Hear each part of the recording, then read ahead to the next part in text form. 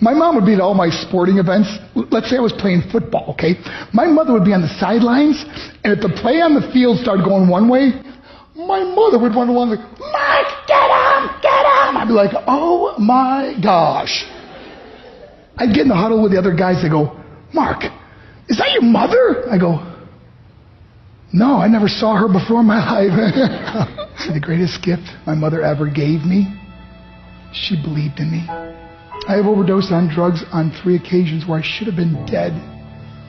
But I believe I was kept here for a reason. You show me your friends, I will show you your future. How do I know this? I hung out with losers, and I became the biggest loser of them all because I gave up everything I dreamt about as a little boy because of who I chose to surround myself with. My friends would drive me home at 2, 3, 4 in the morning. We'd be drunk and high, laughing in the car. We'd pull up in front of my house in New York. They go, Mark, the light's on. I go, oh man, my mother's up. See, my mom wouldn't go to bed until she knew her son was still alive. I'd walk in, she'd say, hi Mark, how was your night? I go, it was good, Mom, I'm just going to go to bed. She goes, can I talk to you for a minute? I go, Mom, I'm tired, I'm just going to go to bed. She goes, Mark, I haven't seen you all day and all night. Can I please talk to you? I said, man, just leave me alone. You bug me. I'd slam my bedroom door on the one person who believed in me. I was on a worldwide tour and we were wrestling overseas in Japan. After my wrestling match, I went upstairs in my hotel room and I fell asleep. There was a knock at my door at 3 o'clock in the morning. I got out of bed and I looked through the safety window and I could see it was a Japanese promoter. So I opened the door and he said, Mark, you need to call home. There's been an emergency. I went and got on the hotel room phone. I called back to the United States. I said, hey, what's going on? I said, Mark, I don't know how to tell you this. I said, just tell me what happened. All of a sudden I started crying. They go, Mark, I can't tell you. I said, just say it. He said, Mark, your mother died. I just threw the phone down.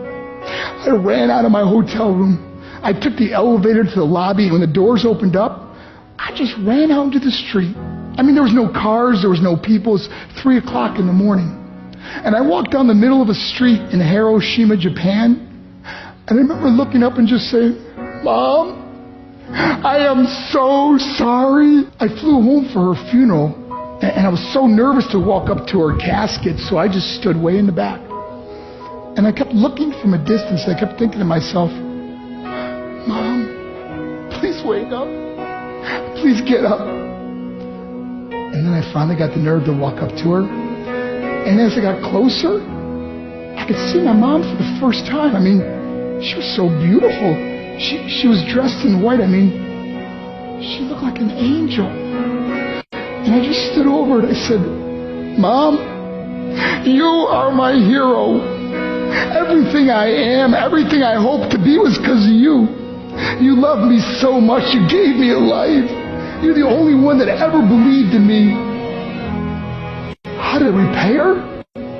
By getting drunk, by getting high, by getting stupid, by hanging out with losers. For what?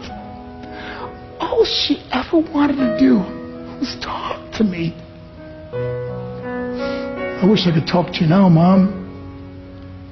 I wish you could see what I'm doing.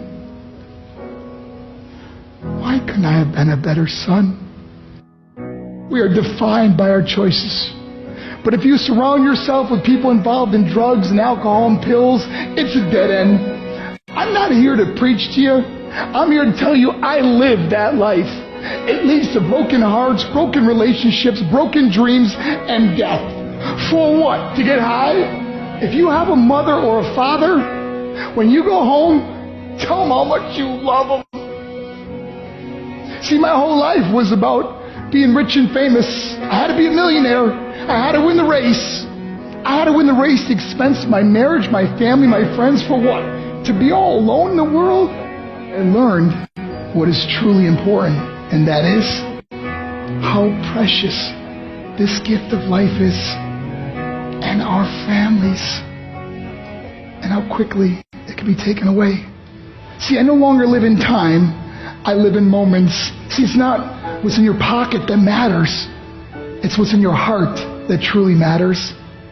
Love Love is just a word until somebody comes along and gives it meaning. You're the meaning.